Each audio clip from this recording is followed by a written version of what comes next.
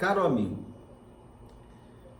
hoje vamos falar sobre um assunto muito importante para todos nós, que trata da construção da figura do jovem. Bom, como na maioria dos seres vivos, os humanos possuem fases durante toda a sua vida, né? De modo simplificado, essas fases elas podem ser divididas entre a infância, a adolescência, a fase adulta e a velhice. Ao longo dos anos, a ideia adotada sobre a infância e a criança em si foi passando assim por grandes transformações. Se não vejamos, na antiguidade, a criança era vista apenas como um adulto em proporções físicas menores. E se compreendia, que a evolução deste aconteceria apenas de forma física. Como bem coloca Ares, em 1981, nos períodos que se seguirão após o século XII, a evolução da infância era medida pelo nível de auxílio materno que a criança necessitava. A partir do momento que esta passava a executar tarefas sem o auxílio de um cuidador, ela então já estava pronta para se tornar um adulto e passava a exercer funções que eram características desta fase da vida. Então, neste cenário, nós podemos entender que a infância não era de fato vivida nesse período, devido à figura da criança nunca ser desassociada das figuras dos adultos. Para vocês terem ideia, na Roma Antiga, a visão da infância passou a ser associada diretamente com o momento do nascimento. Para que o bebê assim se saísse do ventre de sua mãe e recebesse o direito de viver, era preciso que fosse aceito pelo seu progenitor.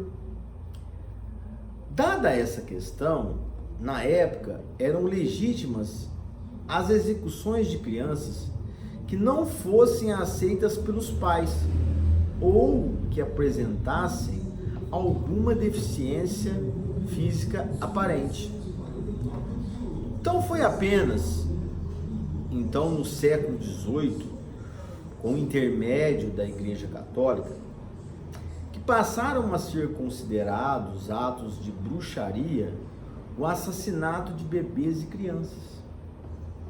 Pode-se então, a gente afirmar que a Igreja Católica, enquanto instituição mediadora das ações morais e éticas dessa época, consolidou a imagem da criança como alguém que deve ser cuidado e protegido através da figura do menino Jesus. A criança passa a ser vista pela igreja e pela sociedade da época como um ser inocente que veio do céu há pouco tempo e por isso é detentor de sabedorias inacessíveis aos adultos. O desenvolvimento do conceito de infância se deu juntamente com o desenvolvimento do conceito de família. Sendo a criança agora motivo de alegria da instituição social que é a família, de modo que a mesma passa a dever ser amada e educada. Nasce dessa nova concepção um novo costume, o de planejar a gravidez e o nascimento dos filhos. É nesse momento que finalmente a criança passa a ser reconhecida como representante da sua figura e pode viver a sua infância de uma forma plena.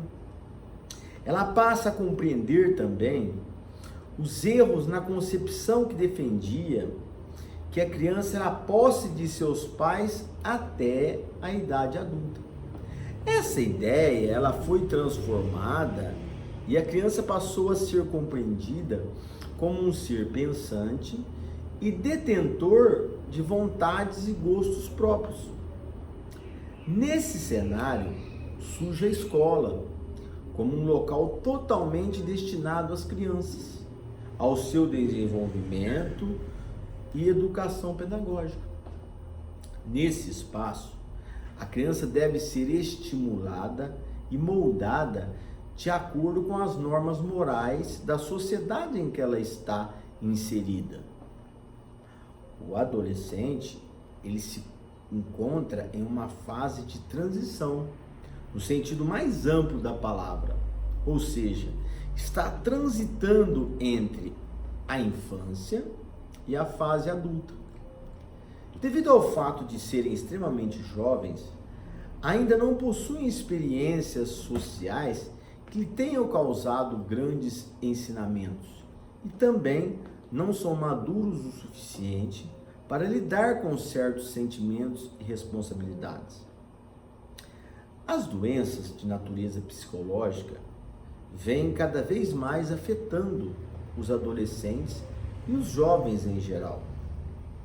Então, esse cenário, ele é ocasionado pela grande ausência dos pais ou dos seus responsáveis legais, ocorrida ao longo dos anos. O mercado de trabalho atual exige uma grande atenção e consome muito tempo do dia dos cidadãos em geral. E isso faz com que os filhos não tenham a atenção que necessitam. Portanto, não são auxiliados quando estão passando por algum tipo de sofrimento emocional e psicológico.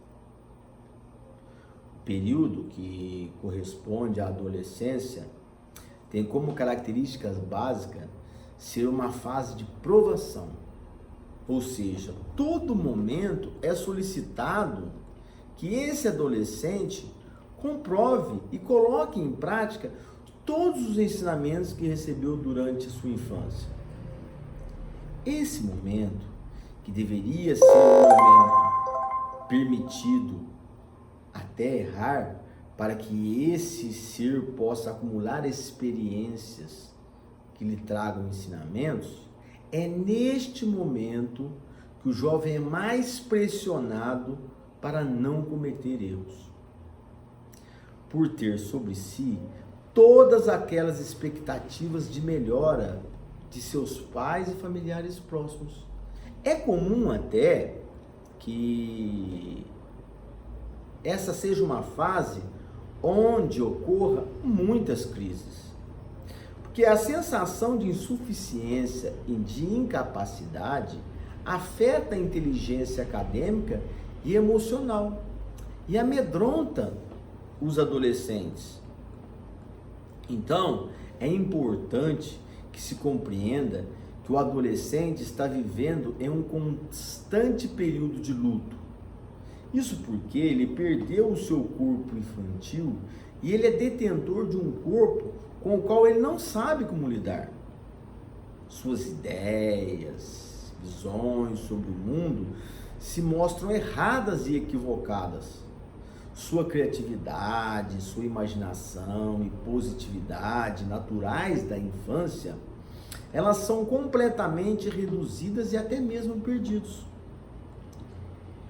Bem como tem que lidar com a substituição dos sentimentos antigos por novas perspectivas que mostram confusas, como por exemplo a sua sexualidade, as relações amorosas, o meio acadêmico e a cobrança relacionada ao sucesso profissional que são impostas em um momento muito precoce. Dessa forma, gente, é extremamente complexa não só para o adolescente em si, mas para todos aqueles que convivem diretamente com o mesmo. Esse turbilhão de hormônios, mudanças e frustrações deixam os indivíduos com acessos de agressividade, o torna mais misterioso para com seus pais e com os adultos em geral, e as decepções que passa podem desencadear tristezas profundas e constantes. Então é nesse contexto que a ausência do auxílio dos pais ou dos responsáveis passa a ser função da escola e dos profissionais de educação que convivem com esses jovens, alertar os familiares para que busquem ajudas profissionais para essas crianças e para esses adolescentes. Então, hoje eu demonstrei para vocês a importância de a gente estar atento para essas mudanças e para o tratamento dessas crianças nessa fase de transição entre a fase da infância para a fase de adolescência e fase adulta, tá certo? Então, é muito importante que essas crianças sejam vistas, né, de forma a que elas sejam conduzidas a fazer uma transição, de preferência com o acompanhamento dos pais, acompanhamento dos responsáveis, de um psicólogo, de um psicanalista, para ajudar nesse momento de transição entre as fases da infância, adolescência e fase adulta, tá certo? Um forte abraço a todos vocês e até uma próxima oportunidade, se Deus quiser.